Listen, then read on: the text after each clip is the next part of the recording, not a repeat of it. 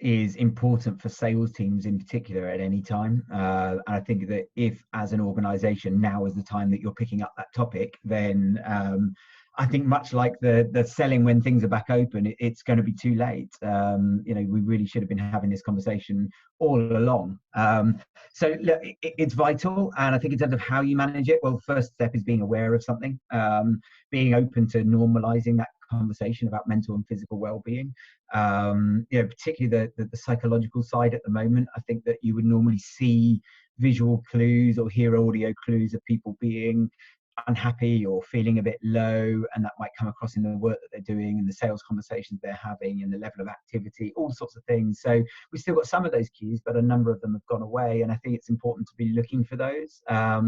We're doing things like basic things like asking people to give themselves a score out of 10 each day, or each week, as to how they're feeling. Just genuinely, how do you feel? Are you feeling low? And we're also opening up as a management team about how we feel and being honest about that. I as an individual have had a lot of up days, but over the last 4 weeks I've had some down days too, where I felt really low, and I've been open with the team on that to say, look, I'm feeling a bit lacking motivation today, and I'm missing human contact, and I'm missing the variety in my day and being able to get out and do things. And I've been open about that with people, and I think that showing that vulnerability as a leader and being honest with people allows others to open up. And I think that it starts with that conversation around it, and creating a culture where it's normal to talk about how you feel and talk about what's going on in your mind, because unless we know about it, it's very difficult to do something about it.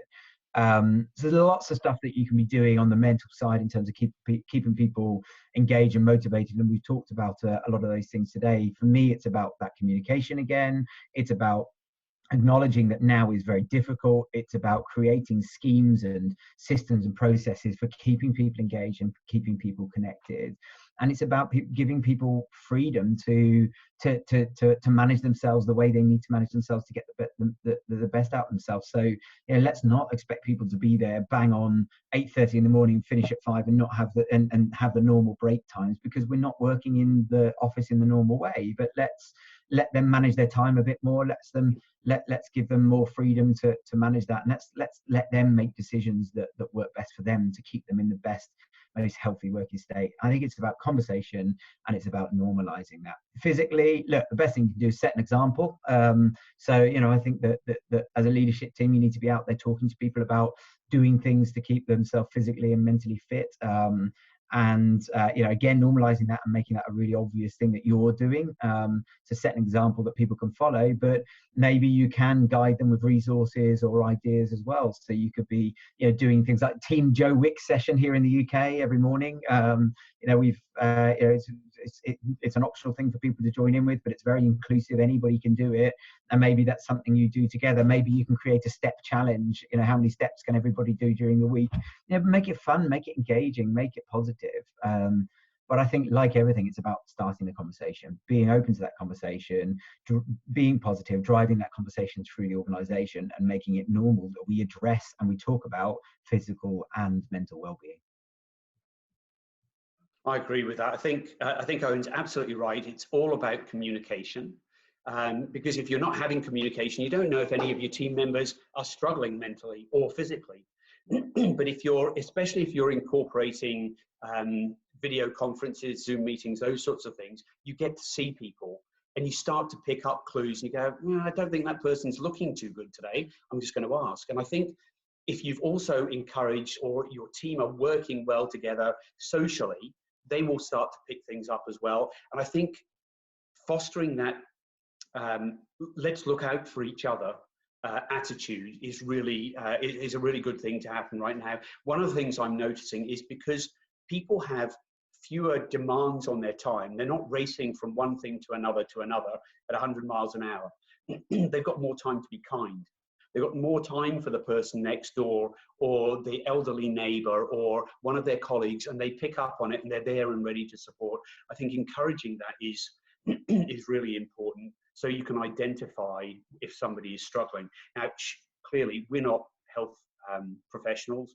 We can't give advice on these the sorts of issues that our teams are going through. But being aware of them is a really important step, and we can help to guide them.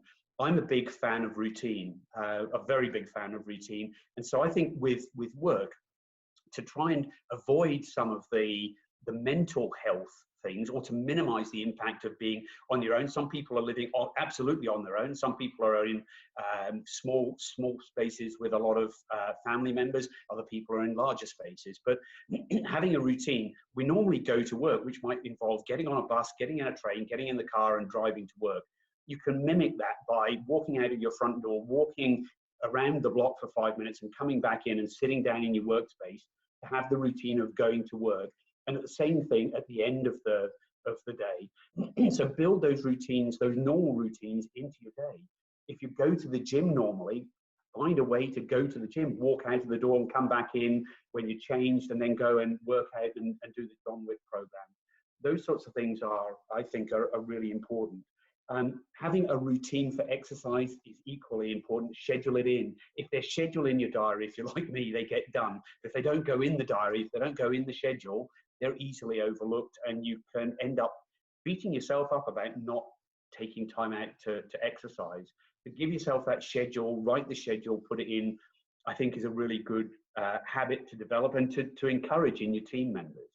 I'm also a great fan of affirmations. So when I'm talking to our team about things, I will talk to them about affirmations. Go and find the affirmations that resonate with you and repeat them every day, because it's a small step that helps to combat that isolation, that potential risk of depression, actually, of being isolated and depressed.